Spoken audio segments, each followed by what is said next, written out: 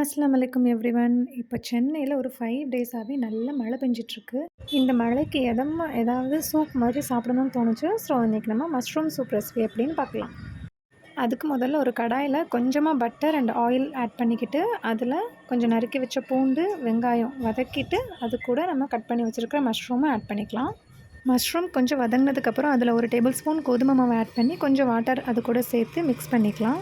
அப்புறம் ஒரு லிட் போட்டு கொஞ்ச நேரம் ஒரு 5 மினிட்ஸ் வேக விட்டுட்டு, அந்த வெந்த மஷ்ரூம்லேருந்து கொஞ்சமாக எடுத்து மிக்ஸி ஜாரில் ஆட் பண்ணிவிட்டு, அது கூட ஊற வச்ச கேஷ்யூ சேர்த்து ஒரு நல்ல நைஸ் பிளெண்ட் கொடுத்து எடுத்துக்கோங்க. இந்த மிக்சர் வந்து நம்ம சூப்புக்கு ஒரு க்ரீமி டெக்ஸ்சர் கொடுக்கும். எனக்கு கொஞ்சம் ஆனியனோட ஃப்ளேவர் அதிகமாக தெரிஞ்ச மாதிரி இருந்துச்சு. அதனால் கொஞ்சமாக மில்க் மேட் சேர்த்து அதை மேட்ச் பண்ணியிருக்கேன்.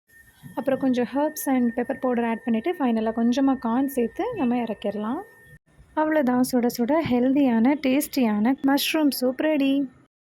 நீங்களும் இந்த ரெசிபியை ட்ரை பண்ணி பார்த்துட்டு எப்படி இருந்துச்சுன்னு மறக்காமல் கமெண்ட்டில் சொல்லுங்கள். See you then. Bye. அஸ்ஸலாமு அலைக்கும்.